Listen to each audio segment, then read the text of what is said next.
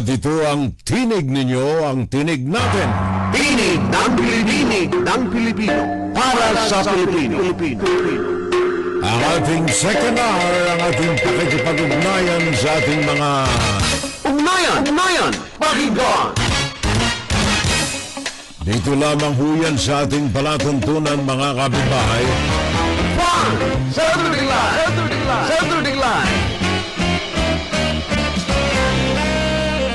Agapay ang inyong abang lingkod. Pakinggan si Terrell Salvo tuwing Sabado dito sa FGS Web Radio para sa mga Pilipino. Narito tayo sa ikalawang bahagi ng ating Fun Saturday. And I tell you, this is not so fun. Hindi nakatawa, hindi katawa-tawa, at hindi nakakatawa. Ang mga bagay na pag-uusapan natin dito sa bahaging ito ng ating FSL. Inside, guro-guro, opinion, Fun Saturday Live. Pag-uusapan natin ang mga pruweba, mga dokumentadong mga bagay na dapat malaman ng ating mga kababayang mga Pilipino. Mga bagay na nagbabadya ng panganib sa bawat mamamayang Pilipino. Especially sa mga hindi pa isinisilang na mga Pilipino. Panganib na dulot ng bawat eleksyon na ginagawa riyan sa bansa. Eleksyon para sa pagpili ng ating mga mararangal, mga nararapat, mga kapita-pitagang mga lider ng bansa. Unfortunately though, kapag ito'y pinasok na ng mga kababayan natin, na mga bulag, mga pipi at saka mga bingi, sa katotohanan, sa kaunlaran, sa tunay na demokrasya, nalulublob tayo sa pusali ng kahirapan dahilan sa mga nakaupo at mauupo dahilan sa eleksyon na mga pro-Chinese, mga Manchurians, na mga nagkukunwaring mga leader at mga gago, mga bobo na nais maupo sa Senado at saka sa Kongreso. Kaya sabi nitong mga pare, nitong nakalipas na several days ago, a week ago, naglunsad sila ng press conference para lamang ipaabot sa taong bayan ang kahalagahan ng eleksyon, ang pagpili ng mga tunay na mga makabayan sa eleksyon. Kaya lamang yung media men natin, wala akong nakita liban sa ilang mga poste na inilantad nila sa YouTube. Wala akong nakitang pagsulong ng mga adhikain ng ating mga pare. Panawagan nila na ang ating eleksyon sa taong ito ay ialay natin para sa ikauunlad ng ating bayang Pilipino. Sad to say, dahilan sa galaw ng pera, maging yung mga survey agencies, nagiging kasangkapan at tulay nitong mga balasubas na ito, mga Manchurians na ito, mga pro-Chinese na ito, at mga bobo na ito na nais maluklok sa gobyerno. And mind you, my ladies and gentlemen, huwag nating isasantabi ang katotohanan. Ito'y ibinunyag na natin sa mga nakalipas na broadcasts natin na ang Chinese Communist Party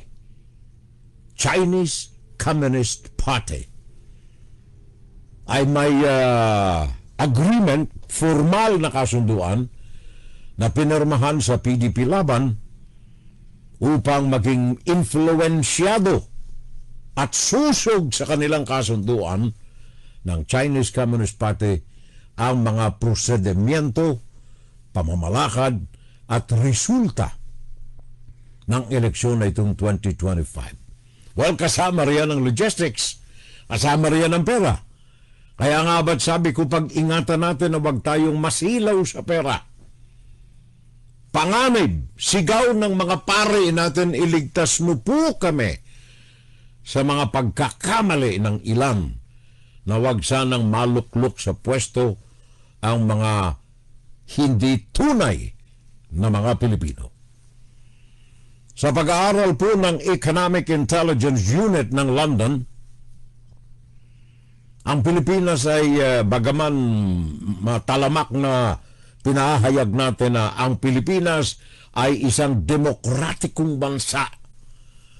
The truth of the matter is, at hindi ito lingid sa mga research organization sa buong daigdig, dahilan sa mga pagkakamali natin sa pagpili ng mga leader sa eleksyon, ang Pilipinas ay hindi naman talaga demokratikong bansa. Ang Pilipinas ay diktadoryang bansa. Mismong ang Economic Intelligence Unit na nakabase sa London ang nagsasabi nito na ang demokrasya sa Pilipinas is flawed. May problema, may diferensya. Hindi tama, mali ang pagkakabigkas ng demokrasya sa Pilipinas. Flawed, mali, may diferensya, may problema ang demokrasya sa bansa diyan sa Pilipinas. At hindi lamang yan, ayon sa Peace Research Institute, sa Germany naman ito, pag-aaral na ginawa tungkol diyan sa Pilipinas. Ayon dito sa Peace Research Institute ng Germany, noong 1965, ang politika sa Pilipinas ay binansagan na 3G, tatlong letrang G. Ano ang ibig sabihin? Guns, guns, and gold. Mga baril, mga sanggano, mamamatay tao, at mga ginto. Yun ang pinagsanib na gobyerno noong 1965, sabi ng Peace Research Institute ng Germany. Sabi ng isa, Economic Intelligence Unit, tandaan ninyo mga pangalan. Ang isa ay Economic Intelligence Unit. Sa salitang economic, makikita natin ang focus, ang sentro ng kanilang pananaliksik, ekonomiya ng bansa. Tingnan ninyo sa Pilipinas. Lumingon kayo sa inyong paligid. Puntahan ninyo muna ang probinsya. Kunyari, nandyan tayo sa Bicol, sa distrito ng mga Villafuerte. Economic Intelligence Unit ng London. Punta kayo dyan sa Camarines Sur. Villafuerte. Stronghold. Dynasty. Anong makikita ninyo? Maunlad ba ang mga magsasaka natin? Ang mga magsasaka ba natin ay sinasaka ang kanilang mga sakahan gamit ang mga modernong mga machineries? Pang-araro, traktora ang gamit ba natin? Hindi. Kalabaw. Kalabaw na nung ako'y hindi pa pinanganganak, yun na ang gamit riyan. Yung mga magsasaka natin, nakaani ng palay, dinala doon sa komprador, middleman. Pagpasok doon sa middleman, ang masasalubong nitong nagdarahop na magsasaka natin, pasok mo na dito yan. Bilik ka na, timbang na natin palay mo. Sino ito? Pilipino. Pero hindi pwede Pilipino kasi salita ko hindi naman Pilipino Binili ng komprador, middleman. Dinala sa palengke. Ang mga nandoon sa palengke ay mga tindera na tatampisaw sa kahirapan na gustong umangat. Kaya nandoon siya sa palengke para ibenta ang palay, ang bigas na nabili sa komprador. Punta ka sa Metro Manila. Pasyal ka sa BGC. Nagtataas ang mga gusali, ang gaganda ng mga gusali, ang kinis ng mga kalsada. Sino mga may-ari ng mga ito? Pilipino ba? Hindi. Papuputol ko lahat ng umuusli sa katawan ko kung ang mayoriya ng mga nagpagawa ng mga gusaling yan ay Pilipino. Bakit ganoon? Bakit ang layo? Bakit sa probinsya nandoon ka sa Camarines or as an example, baluarte ng mga Villa Puerte, mga dynastia na naandyan na centuries ago na namalakan sa probinsya, nagpamuno, nagpasimuno ng kaunlaran sa probinsya. Bakit ang layo? May kalsada papunta ng Libanan, libak-libak, lubak-lubak, putik. Hindi madaanan ng mga sasakyan, maging motorsiklo. Bakit? Bakit ang layo? Ang layo ng diferensya. Economic Intelligence Unit ng London, ng demokrasya sa Pilipinas, has a huge flaw. May diferensyang malaki. At sabi naman ng Peace Research Institute, peace, katahimikan, nakabase naman sa Germany. Sagot doon sa unang research kung bakit flawed, bakit may diferensyang demokrasya sa Pilipinas. Sabagat dyan sa Pilipinas, 1965, panahon ni Ferdinand Marcos Sr., ang Pilipinas ay pinatatakbo ng 3Gs, guns, guns, and gold. Sasabihin natin, ayan ay noong patapos na eh. Nag-people power revolution na tayo at iba na ang ating iniluklok. 1987, a new constitution, a new government. Election, new government. 1987, new constitution. No? Natuto ba tayong Pinoy? Kaya nga sabi ko kanina, there is a dangerous fact that we usually repeat in the country na nagbibigay ng panganib sa mga mamamayang Pilipinong nais umunlad sa buhay. Panganib sa eleksyon, mga tao na mga Manchurians, mga tao na pro-Chinese, at lalo tigit mga taong bobo, mga taong gago na nailuluklok natin sa gobyerno. So sabi ko na nga, yun namang research ng Germany, 1965 pa yun eh. May bago na tayong constitution, may bago na tayong saligang batas. So ayos na. Yung sinasabi mo, Fiorel, na flawed democracy in the country is no longer true. We are living in a modern society, modern Philippines. Ang dali nating makalimot talaga mga Pilipino eh. Natatandaan nyo, 2016 lang yun eh. 2016 lang eh. Rodrigo Duterte, presidente, elected president of the democratic country of the Philippines. Pumatay ng 36,000 mga Pilipino.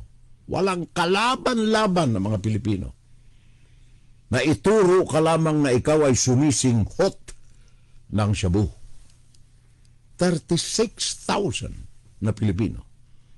Guns, goons, and money. Wag ng gold. Wala na yung gold. Money na. The same in 1965. Now ulit 2016. Bakit? Because of the fraud in the election. Eleksyon, panganib na dulot nito. Pag nagkamali ka ng liderato dyan, patay ka na. Nang mahalal si Rodrigo Duterte, isinilang. Hindi lamang ang 3Gs, gold, guns, and goons, hindi lamang yan ang isinilang noong 2016, dinagdagan pa ng sandamakmak na pampahirap sa bayan. Naandyan ang DDS. Nagpalala sa flawed democracy ng bansa. Naandyan ang pogo. Nagpagrabe ng paglala ng fraud sa demokrasya ng bansa. At lalo tigit, ang disinformation at substitution na itinuro ng Chinese Communist Party sa kanilang agreement with PDP Laban para gumanda, bumango ang kanilang mga pangalan. Disinformation. Kaya sa panahon ni Duterte, na mayagpag ang mga tinatawag nating troll farms. Troll farms. Instrumento ng disinformation at substitution of truth to falsehood na pinakalap, pinalaganap noong nakalipas na 2016 elections. At lalong sumama, naragdagan pa ang flawed democracy sa bansa dahilan sa dynasty. Dynastiya. Pamilya na nais ng kubkubin ng bansa. Sabagat ang gobyerno, sabi ng isang kandidato sa pagkasenador, ibubunyag natin ang pangalan mamaya, limpak-limpak na salapi kasi ang gobyerno eh. Kaya okay na, mag-senador na lang ako. Sabagat wala ng rating ang aking television show eh. Baka laos na ako eh, kaya mag-senador na lang ako. Limpak-limpak na salapi ang nasa gobyerno. Flawed in democracy. 3 Gs in democracy. And then dynasties in democracy. Yun ang panganib natin, mga kababayan ko. Yung 1987 Constitution ay naisa ng palawakin ang disparity between the rich and the poor. Kaya binigyan ng pagkakataon na mailuklok sa Kongreso yung mga tinatawag natin ngayon na mga party list. Mga tao na nabibilang sa mga hindi na papakinggan, hindi naririnig ang tinig. Party list ang panahon na mapunta ka sa Kongreso. Unfortunately, yung mga ganid at mga mangungurakot na mga dynasties, pinasok yung party list. Kaya tingnan ninyo, ibubunyag natin ang bilang ng party list na hawak ng mga dynasty sa bansa. Ang masaklap nito, dahil nandito sa mga dynasties na ito, yung mga mamamayan natin naghahanap ng pwedeng alternatibo, pangpalit sa mga dynasties na ito. Kaya lamang kung ikay ay walang pera, anong ilalaban mo doon sa mga may dynasty? Especially in connivance with businessmen na nais protektahan ang kanyang negosyo. So, ang gagawin nito, in connivance with political dynasties sa bansa. Yung partner sila. Kaya meron tayong mga tinatawag na mga oligarke na mga ikinasal sa mga politiko. So ano ang hanap ngayon ng taong bayan na ayoko ng mga dynasty na eh? Tama na eh. Sobra na sila eh. Gusto ko naman iba. Ang problema, wala ka nang mapagpilian eh. Ang mga nakalantad na mga, sa eleksyon lamang nito, 2025, ang mga nakalantad ay kung hindi dynasty, mga pamilyang nabibilang sa mga politiko na naupo na dyan sa pwesto centuries ago. Yung mga may kaya, mga abogado, mga malilinis ang kaluluwa, mga magagaling na mga mamamayan, gustong magsilbi sa bayan pero walang pera. Kaya yung tao na namimili, wala eh. Hindi namin alam na kandidato ka pala eh. Sino ang mga naandyan alternatibo na mga politiko, mga trapo. Eto na, pumasok na. Celebrities. Hindi nila kailangang masyadong malaking pera sabagat meron sila mga programa sa television, meron silang mga programa sa radyo, meron silang mga pelikula na nagsusulo ng kanilang mga pangalan front page sa eleksyon ng 2025. Ito ang alternatibo nila sa mga dynasties, mga Manchurians. Kaya lamang, again, may panganib dito. May panganib dito eh. Wala na nga tayo ng mga taong dapat naluklok dyan sabagat may talino sila, may dignidad sila, meron silang objektibo sa kapakanan ng mas nakararaming mga Pilipino. Wala lang silang pera. Sino ang mga may pera? Dinastiya. Nagtampisaw na ito sa pera ng taong bayan.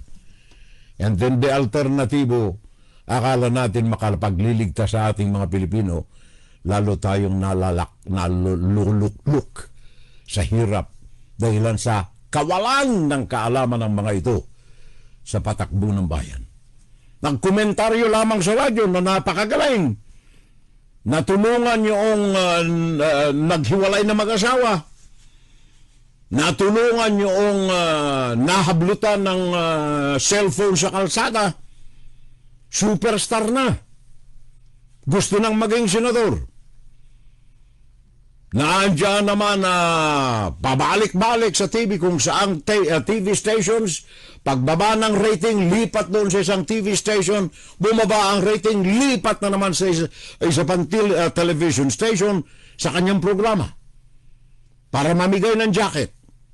Para mamigay ng pera. Na hindi naman galing sa kanyang bulsa.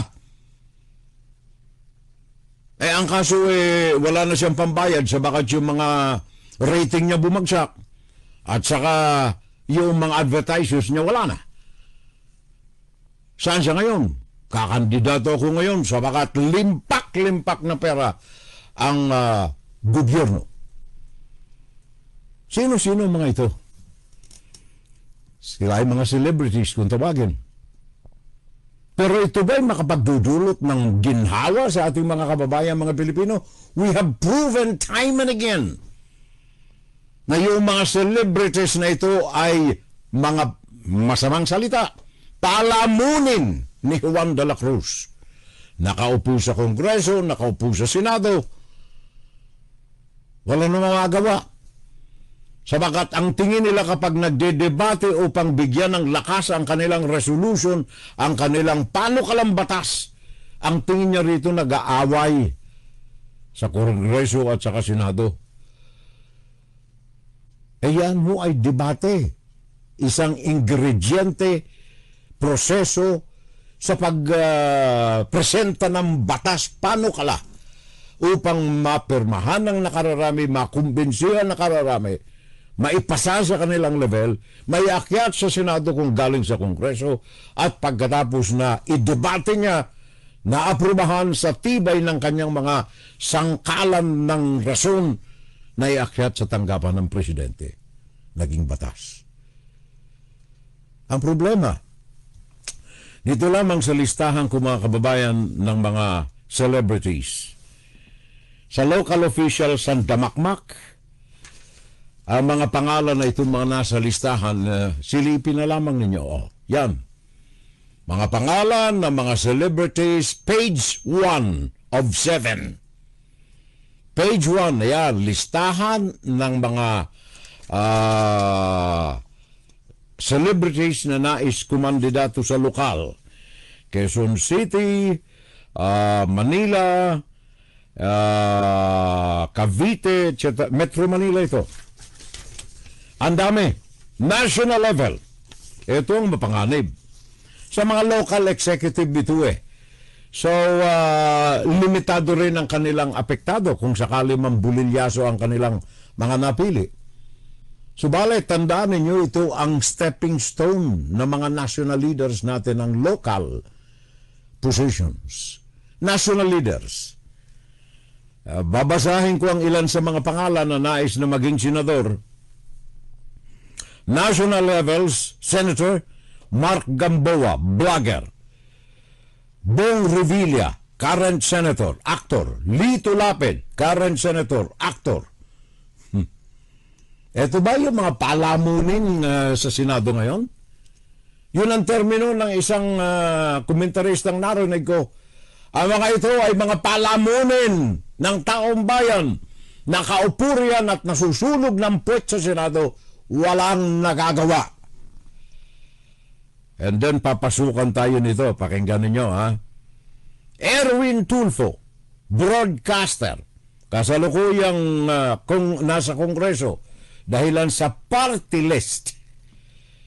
Ben Tulfo, broadcaster, kapatid ni Erwin Tulfo at Rafi Tulfo, nais ding maging senador. Hindi naniniwala sa dynasty. Iba ang kanyang definition ng dynasty. Pag-uusapan natin mamaya. Camille Villar, TV host, kinatawa ng Las Piñas, gustong maging senador. Jimmy Bundok, singer. Manny Pacquiao, boksingero, dating senador. Eto na, Philip Salvador, aktor. Hindi nga nito nabibigyan ni isang sentimo yung kanyang anak. Sabi yan ng kanyang asawa, Chris Aquino. Mamaya, paririnig natin ang mga voice clips natin. Sabi ni Chris Aquino, Philip Salvador, yung anak mo na nangangailangan ng pagmamahal ng isang ama, ni isang kusing wala kang ibinigay. And then we have Willie Revillame. Wala nang mag-advertise sa kanyang wawawi kung ano yung wawiwi. Nawiwiwi, ganyan. Wala nang mag-advertise. Sabi niya, ang gobyerno sandamakmak ang pera. Gusto niyang maging senador. Eto. Pag-usapan natin sandali, sa Kongreso sa ang dami. Mahigit 30 ang pangalan ng mga personalities, mga celebrities na nais tumakbo sa Kongreso. Ang mga ito ay ayawag ko nang isa-isahin. Marami. Marami ito sa Kongreso. Ngayon pag-usapan natin isa-isa yung mga nabanggit ko. Ilan muna lang ang pag-uusapan natin dahil sa limitado ang oras natin. For example, Willie Revillame. Tandaan ninyo ang usapan natin mga kababayan. Ang pinag-uusapan natin ang panganib sa eleksyon. Sa ating bayan, sa ating mga Pilipino, and thinking the Economic Intelligence Unit report from London. Ang Pilipinas ay merong flawed, may diferensya ang democracy. Alagatiin din natin ang sinabi ng Peace Research Institute ng Germany na ang Pilipinas ay dahilan sa flawed democracy, one of the reasons the government is run by guns, by guns, and by gold. Ngayon, ang hanap natin alternatibo, we have Willie Revillame. Ang nakakatakot nito sa bakat dahilan sa kanyang pangalan ay namumutaktak kahit saan ka pumunta dahilan sa kanyang pamimigay ng kanyang mga jackets at kung ano-ano pa sa kanyang television shows na lumipat-lipat kung saan sa mga networks. Willie Revillame, ilang taon na ito? 64 years old si Willie Revillame. Pinanganak noong Enero 27, 1961. Hindi ko minamaliit sabagat si Willie Revillame ay hindi po nakapagtapos yan. Kahit high school ay hindi niya natapos. Ilang beses ko siyang na-meet sa practice ng Vicor ng kanilang mga bagong compositions kasama sina magkakapatid na Soto. Nagpa-practice, drummer nila ito nung araw Drummer ito ng mga Soto nung araw, drummer ng Vicor. Etong si Willie Revillame. Walang natapos ito, nag-aral ng high school sa Centro Escolar University, hindi natapos. Pakinggan natin sandali. Baka naman masado nating minamaliit si Willie Revillame sa baka hindi nakatapos sa kanyang karera sa edukasyon. Baka naman magaling ito, nag-aral ito, self-study sa mga bagay para mapaunlad, sabi niya, ang kanyang target na tulungan sa gobyerno, kaya gusto niyang maging senador. So pakinggan natin. Baka malaman ang kanyang mga sasabihin. Willie Revillame. Your floor, sir. Bigyan niyo po ako ng isang batas man lang na kapag ka nagsabing itong batas na ito, si Kuya William. Okay, magandang tanong yan. Ha? Una, mainangat talaga ang buhay ng mga Pilipino. Ang tanong mo, ha? Nakakapag-isip yung tanong na yan. Ikaw, ano sa tingin mong batas na ito? Teka, may sagot na ba? Wala pa? Wala pa? Okay, tuloy pa natin. Babalik na, sir. Ikaw, baka may suggestion ka. Aray! Aray! Tinanong si Willie Revillame, ano ang iniisip ninyong maging batas? Ano ang gagawin ninyo upang ang taong bayan oras na nakita ang pagbabagong yaan dahilan sa batas, masasabi nilang gawa po ito ni Willie Revillame. Ano ang sabi ni Willie Revillame? Magandang tanong yan. Magandang tanong yan. Ikaw, anong gagawin mo kung ikaw ako? Ibinato ang tanong doon sa nagtanong sa kanya. Ano ang sagot ng nagtanong? Hindi, ikaw ba? Kasi isa kang mamamayang Pilipino. Ano ba sa tingin mo ang dapat na batas na gawin ko para sa mga kababayan natin? Okay, tama? Willie Revillame. Namigay ng jacket. Ang tanong Sir, kung ikaw ay senador, anong batas ang naisip mo na ipairal at maaprubahan ng sa ng taong bayan pag nakita ang pagbabagong yan dahilan sa batas na yan, sasabihin ng taong bayan, gawayan ni Willie Revillame. Bakit ako sa kanya tanong? Kasi nga, Sabi nung nagtanong, bakit ako ang sasagot? Ako ang nagtanong Anong sabi ni Willie? makinig sa inyo. Okay, yan. Gusto ko makinig sa inyo para tama to, ha? Tama itong tinatanong niya sa akin. Para papunta ko ng Senado, isa to sa mga tanong. Pagpunta ko sa Senado, ito ang isa sa mga tanong na itatanong ko sa mga senador. Pagpunta Ako ko... ito mga, di ba? Nagkakampanya. Sige. Paano po ba natin susolusyonan yun? Kasi lahat po tayo, medyo aware naman tayo sa problema. Pero yung solusyon, yun ang mahirap na. Okay, isa pang tanong yan. Ito'y galing doon sa The Five yata ang pangalan ng mga babaeng yan na. Nagtanong kayo, another program ito, Willie Revillame. Ano ang solusyon niyan? Tingnan natin. Parte. Meron na ba kayong mga panukalang na isip? Wala pa kasi, hindi pa ako nananalo. Mr. Willie Revillame, alam mo may mga problema tayo Ano ang panukala ninyo bilang senador upang mabigyan ng solusyon ng espesipikong problema yan? Sabi ni Willie Revillame, wala pa po kasi hindi pa ako senador. Pag nanalo ko, doon ko naisipin lahat. Ang inisip ko muna, paano ko? Anong solusyon? Wala pa, hindi pa ako senador saka ako na pag-iisipan yan. Ngayon ang pag-iisipan ko muna kung paano ako manalo. Saka na natin pag-iisipan ng problema ng yan. Willie Revillame, gustong maging senador. Hindi mo na akong tanongin ng mga ganon. Dapat ganun yung proseso. Wag muna kayong magtanong, hindi pa senador ang tao Pag senador niya, saka na siya mag-iisip. Ang naisip niya ngayon, limpak-limpak na pera ang hawak ng gobyerno. Willie Revillame. Isipin mo na for example, kasi... Wala akong ano sa sabihin. So ano po ang solusyon doon? Yun ang tanong. Ano ang solusyon mo sa mga problemang yan na kinakaharap? Ang senador, ano po yung Hindi pa ako senador na bill? Hindi mo na ako madaliin. Sandali ka. Hindi ako madaliin sa buhay na.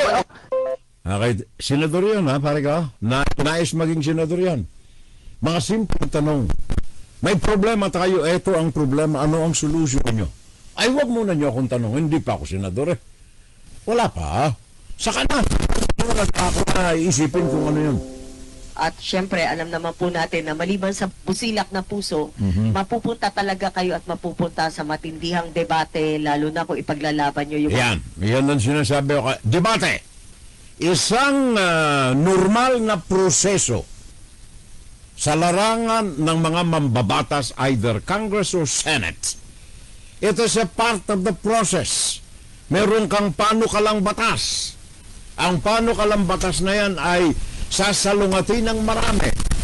May maraming mga senador o kaya ng congressman upang sa ganun makita nila ano ang viability, ano ang servisyo, ano ang positibong epekto o negatibong epekto nitong panukalang batas na ito. Ano ang sabi ni Willie Revillame? Paano ka lang batas po? Paano ikahanda sa mga ganito? Well, hindi ako makikipagdebate, hindi ako makikipag-away. Makikiusap ako at hindi ako haharap sa TV na nakikipag-away sa kanila. Lalakay mo, ang pinag-uusapan, matinong tanong ng Uncle Woman, ano ang gagawin mo dito sa panukalang batas?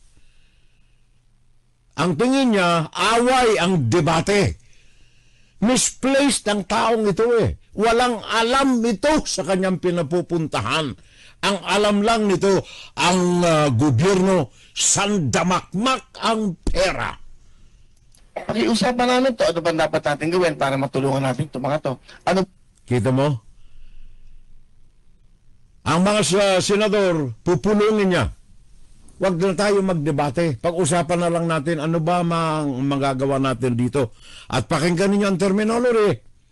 Tutulungan paano natin. Ulitin mo nga. Paano ano yun? Ulitin mo. Nakikipag-away sa kanila. Okay. Pakiusapan namin to, ano ba dapat natin gawin para matulungan natin ito mga to? Ano bang batas na pwedeng gawin para naman guminawa ang buhay natin mga kababayang mahirap? So I think yun ang pinaka-importante. Hindi mo kailangang ipakita sa TV na magbabangayan kami, pagalingan ng English. Akita ninyo. Defensive. Kasi alam niya na ang diskusyon, ang deliberasyon sa wikang English. Marami na tayo dyan na gumagamit ng Tagalog eh. Hindi kaya ang English eh. Pero sa akin, sekundarya yan eh. Ang aking punto rito, kailangang defensahan mo ang mga panukala. Otherwise, magiging pasanin ka. Sabi nga nung isang vlogger, magiging palamunin ka lamang ni Juan de la Cruz. Lahat mapag-uusapan eh. Lahat pwede mong pakiusapan. My colleagues, pwede ba natin gawin to? May mga lugar tayo naghihirap. Anong dapat na paraan? Isa yan sa mga nakikita ko. Wala ito sa pwesto eh. Wala sa pwesto ang isip nito eh. Iba eh. Wala sa Senado ang mga naiisip nitong tulungan natin nito. Bigyan natin ng jacket, bigyan natin ng pera. Hindi mo namimigay ng jacket, hindi namimigay ng pera ang Senado. Ang Senado ay bumabalangkas ng batas sa benepisyo ng mas nakararami. Kung ganito po ang mentalidad nitong mga ganitong uri na tatakbo dyan sa Senado at Kongreso, malaking panganib ang dulot nito sa mga mamamayang Pilipino. Kaya sabi ko na nga kanina, ang eleksyon ngayong taon ay isang nagbabadyang unos, malaking daluyong, malaking bagyo na kailangan ay paghandaan ng mga Pilipino. Tinitingnan ko ang mga records nitong si Willie Revillame. We are not picking up on him. Wala ho tayong masamang tinapay dito. Tinitingnan lang natin ang kanyang tunay na kwalifikasyon sa pwestong kanyang hinahangad. Sabi niya, galit siya sa mga away, political bickering kung tawagin. Hindi ho away itong mga napapanood natin riyan eh. Debate ang parte, ang debate sa proseso ng pagsalang mo ng panukalang batas upang mapaniwala mo, marahuyo mo ang mga mambabatas na pumanig at bumoto sa iyong panukalang batas. Lagi niyang pinangangalandakan ang kahirapan, poverty, ang kawalan ng trabaho, inflation. Ano ang sabi niya? I promise to increase the discount on essential goods. Discount discount para malabanan ang kahirapan, ang kawalan ng trabaho at inflation na dinarama ng bawat Pilipino. Nandiyan siya sa Senado, si Willie Revillame, upang magpaaproba ng diskwento para sa mga bilihin sa merkado, sa palengke, para sa mga senior citizens ng bansa. Paano ho ninyo magagawa yan? Sabi nung isa nagtanong. Bahala na, pag ako'y senador na, saka ako na pag-iisipan kung paano mabibigyan ng diskwento ang mga may hirap at saka mga senior citizen. 30%. Meron na pong discount ngayon kung ako hindi nagkakamali. Meron na mga discount ng mga senior citizens, di ba? 20%. Kumain ka sa restaurant, may diskwento ka na, 20%.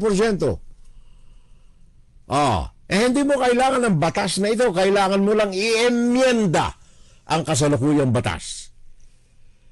Nang matanong siya, paano po ninyo gagawin? Pag ako'y senador na, saka ko pag-iisipan yan. Graft and corruption, Willie Revillame. Sabi niya, sa graft and corruption, unang-una, walang piyansa, no bail. Sa mga public servants natin, pag sila'y nakagawa ng korupsyon sa gobyerno, walang piyansa, no bail. Pero, pag siya'y nasentensya naman o kaya ay natapos na ang pagdinig sa kanyang kaso, laya ka na. Pardon. Pardon for those found guilty. Bakit mo pa pinakinggan ito sa Kongreso, sa korte? Wala nga piyansa.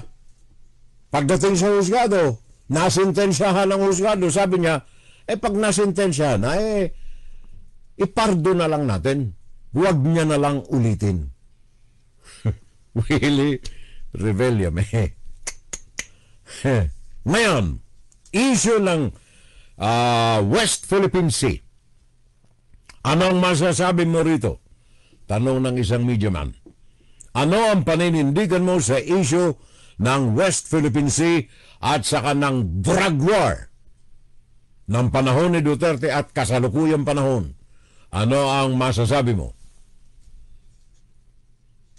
Walang sagot. Si Willie Revillame.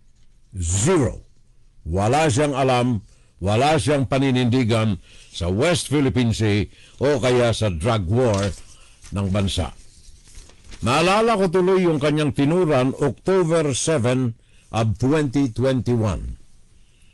4 na taon na ang nakalilipas, 3 taon at kalahating nakalilipas. Nung siya'y matanong ng isang media man at the time kung may balak siyang tumakbo bilang opisyal ng gobyerno, sabi niya, kung sakali man natatakbo ako sa Senado, Willie Revillame yan, October 7, 2021. Di naman ako magaling mag-Ingles. Wala naman akong alam sa batas. Baka ho, lait-laitin lang mga kudoon ng ating mga mahal na mga senador, na mga magagaling. Siguro, baka wala naman akong maiambag na batas. Baka dumating yung time na sayang lamang ang boto ninyo sa akin. Willie Revillame, October 7, 2021. Bakit nagbago siya ng kanyang ihip ng hangin? Wala nang rating ang aking programa kasi wala nang advertisers eh. Sa gobyerno, sandamakmak ang pera. Willie Revillame. Ngayon dito tayo kay Ben Tulfo.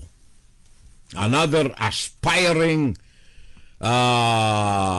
member of the dynasty family. Ben Tulfo. Alala ninyo yung nabanggit natin kanina, dynasty? Etong issue na ito, ang madalas itanong ay Bienvenido Ben Tulfo. Bakit? Sabagat, lahat ho ng miyembro ng pamilya nito ay nakaupo sa gobyerno o kaya balak maupo sa gobyerno.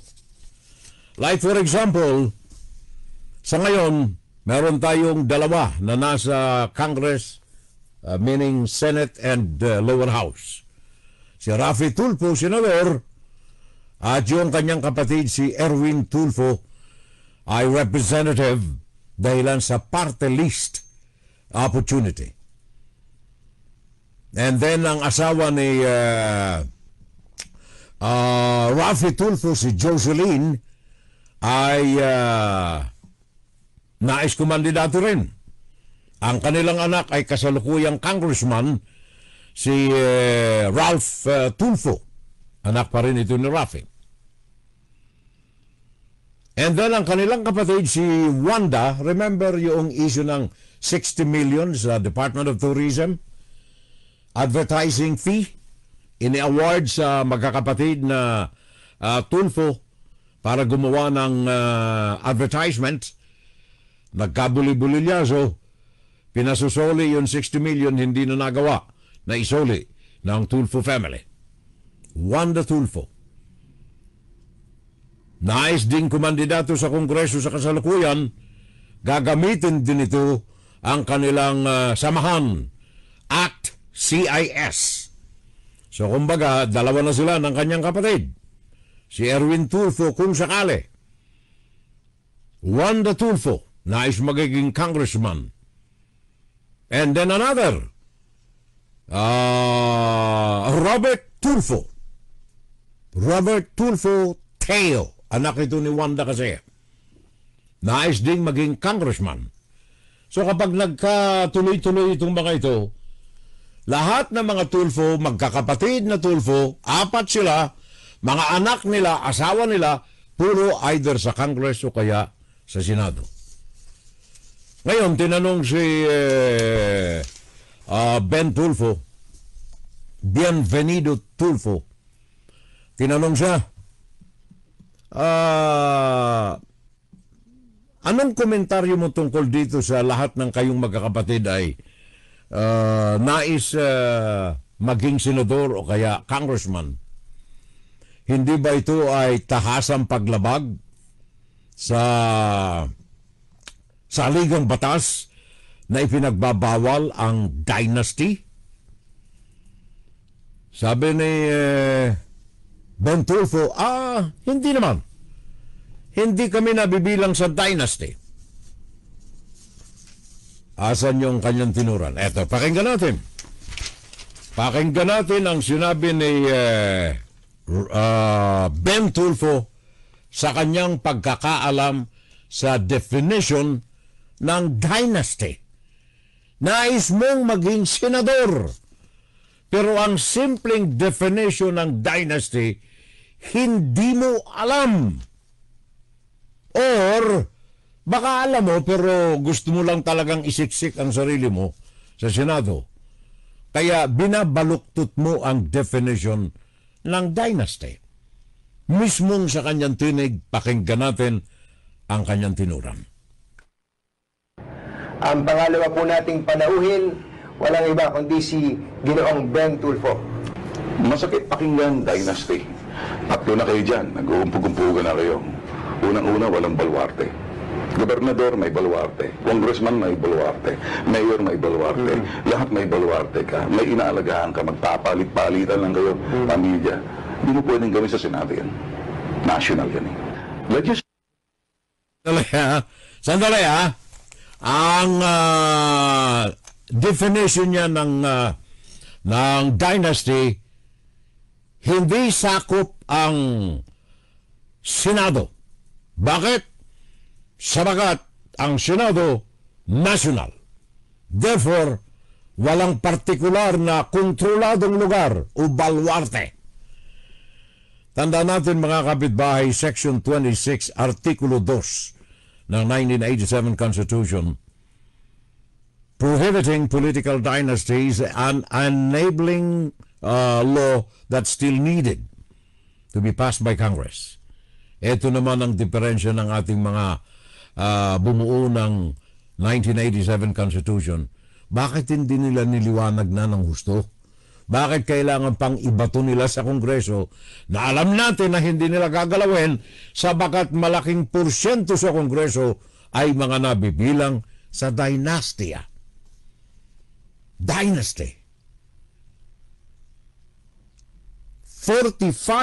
bills ang iniharap na sa Kongreso ng mga congressmen na hindi nabibilang sa dynasty noong 2022.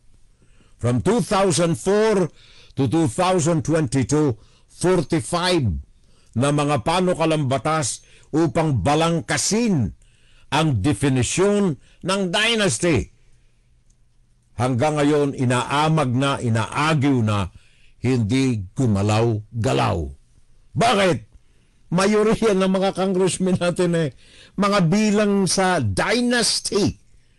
Balikan natin si Ben Tulfo. Legislation is something about statesmanship.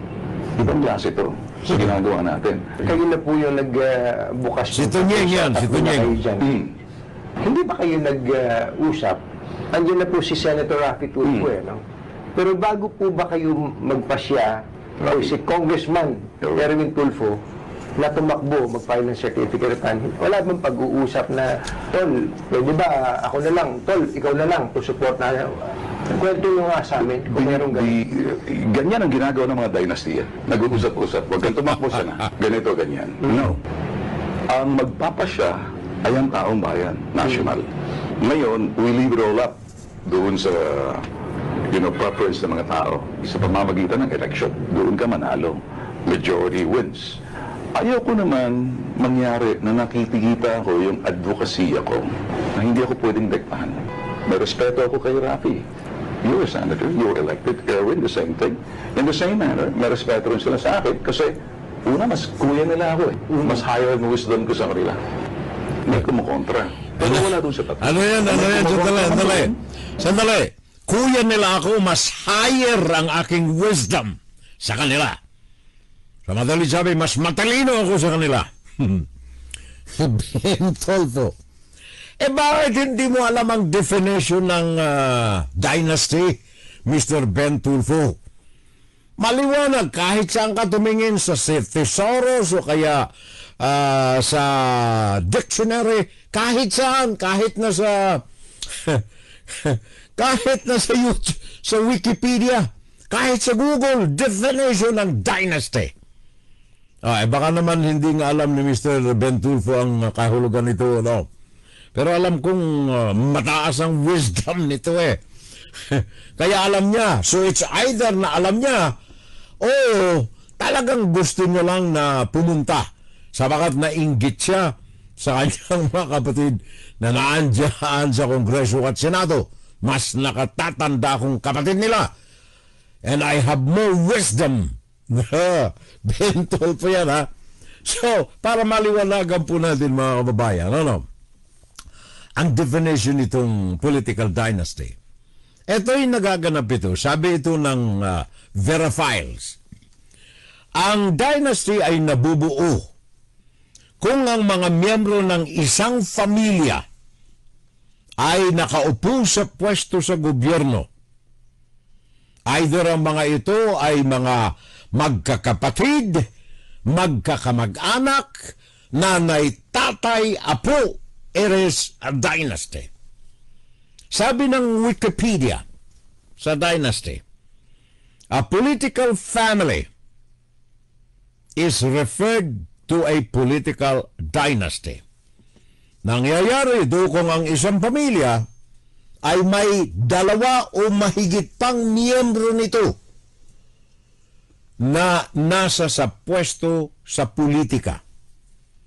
Dalawa o mahigit pa, partikular, mga elected officials ng pamilya. Ang mga miyembro ito ng pamilya ay maaaring may relasyon sa dugo. Meaning magkakapatid, nanay, tatay, pamangkin, etc. May relasyon sa dugo. O kaya asawa ng mga miyembro na ito. At iba pang henerasyon na nabibilang sa pamilyang ito. Yan ang definition ng dynasty ayon sa Wikipedia. Another definition, Webster Dictionary. Ang nabibilang sa dynasty ay pamilya na merong dalawa o mahigit pang mga miyembro nito ang nasa sa politika sa isang lugar. Like the Philippines, for example. Dalawa at mahigit pang miyembro ng pamilya. Mr. Bentulfo, baka hindi mo alam. Yun ang sinasabing dynastiya. Why are you deciding for me? Parang hindi ba ganyan ang dynastiya, political dynasty? O, Toy, ako muna, o kapatid mo, pagbigyan mo, wag. That's what it is in the dynasty. You decide on yung sinasabing bulwarte mo. Kasi ito yung bulwarte mo, distrito mo to eh. You can't do that sa Senate. Tama na. Ang balwarte ka ng balwarte. Palusot. Mataas ang kanyang wisdom eh. Pero balwarte ang kanyang pinaninindigan. Panganib sa eleksyon nitong 2025. Mga bobo, mga gago, hindi lamang mga celebrities, kundi mga tao na gustong maluklok sa pwesto, senador, congressman, at mga pro-Chinese o kaya Manchurians. Naalala ko tuloy sina Bongo, sina Bato de la Rosa, sina Philip Salvador. Ang mga ito ay mga nasa sa ilalim ng PDP. Tandaan ninyo, sinabi ko last Saturday, ang pinirmahang kasunduan ng 2017 na ang PDP laban with Chinese Communist Party, kasunduan hindi lamang pampolitika, pang-ekonomiya at pang-militar. Kaya't natatandaan ninyo si Duterte ay pumirma doon sa One Road, One Belt Initiative. Bahagi ng kasunduan ng political partnership between PDP laban at saka ng Chinese Communist Party. Nabanggit ko si Christopher Bongo, Bato de la Rosa, at saka Philip Salvador. Ang mga ito ay sa ilalim ng PDP. Now, si Philip Salvador, bago tayo magwakas, naalala ko lamang bigla, Philip Salvador, nais niyang maging senador sa ilalim ng bandila ng kanyang tatay, Rodrigo Duterte, na lumipad patungo ng Hong Kong kagabi sa palihim na pag-alis sa bansa. Bakit? Pag-uusapan natin mamaya ng konti. Balikan lang natin si Philip Salvador. Mr. Philip Salvador, ano ang kanyang paninindigan sa politika? Huwag niyo lamang kung lalaliman ng inyong mga tanong. Nakaready na ako. Hi sir, good afternoon po. You mentioned sir yung platform on peace and order and you also mentioned yung sa drug rehabilitation. But what specific bills do you have in mind po sa ngayon? Sa ngayon ho, gusto ko talaga yung sa rehabilitation ng mga addicts. Gusto ko ho sila mabigyan ng pag-asa kasi. Bigyan natin sila ng pagkakataon. Pag hindi pa sila tuminodo sa anong yan, paano na yung bills na gagawin mo for them? Ang hindi ko nabanggit sa mga tao, Aray, ito na. 16 years kang walang inabot kahit piso kay Josh. But obviously, sasabihin ng mga tao, hindi mo naman kailangan, Chris, mayaman ka. And that's true. May kaya ako. Kumikita ako. Niloko mo si Chris Aquino. What does that make of your son? Produkto siya ng panloloko. This is on you, Philip Salvador. Sampal din sa mukha ko nung dinetalya ni Rosana Roses yung affair nila habang kami pa mag-asawa. Yan ang tinig ni Chris Aquino. Ni isang sentimo, ni isang kusing, Mr. Philip Salvador. Hindi mo nabigyan ng iyong anak. Chris Aquino. Well, naalala ko tuloy yung isang congressman din na congressman din, celebrity, napunta sa pwesto, naging pasanin ng pera ng taong bayan, palamunin. Sabi ng isang vlogger, palamunin ng taong bayan. Ito ngayon ang kanyang sinabi noong one time. Mga kababayan, ating nasagap sa palasyo, mukhang recently, English. so,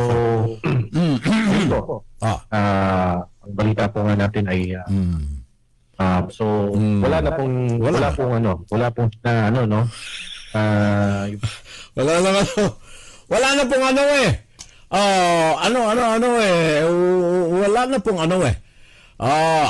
ito na lang. Ito na lang, kaibigan ko. Mas magaling ito sa kanila eh.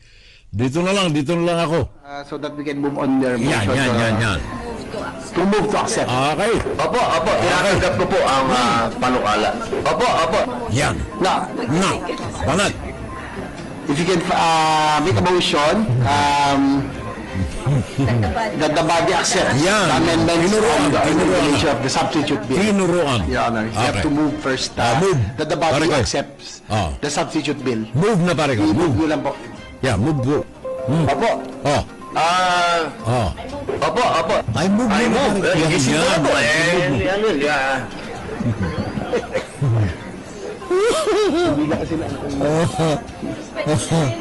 I move, Ginoong Pangulo. I move.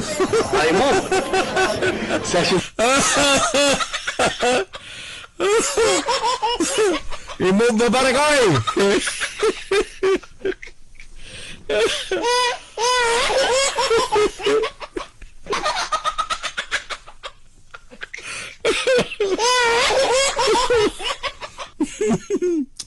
Bayan ko, tayo nagtatawa. Sa bakat natural sa mga Pilipino, ang bigat ng problema natin, idinadaan natin sa tawa. But seriously, before I close this segment of the program, nais ko po lamang ipaalala sa inyo mga kababayan kong minamahal. Sabi ko na nga, panawagan, sigaw na mga pare, nananawagan, nananalangin sa puong may kapal. Iligtas mo po kami sa pagkakamali. Panganib sa eleksyon para sa mga Pilipino. Sana'y makilala ng taong bayan ang tama at saka mali. Kung sinong nararapat at sinong mga hindi. Kung sino ang mga pro-Chinese, mga Manchurians, kung sino ang mga bobo at mga gago na nais maluklok sa Kongreso at saka sa Senado. Iligtas mo po kami. Inside, Guro-Guro, Opinion, and Saturday Live. At dyan natin winawakasan mga kapitbahay ang ating second segment ng ating Fun Saturday Live YouTube and Facebook. Saturday Live. Ito'y iniaalay natin sa lahat ng ating mga kadugo, mga kababayan, sapagkat Puso ko sa bayan ko.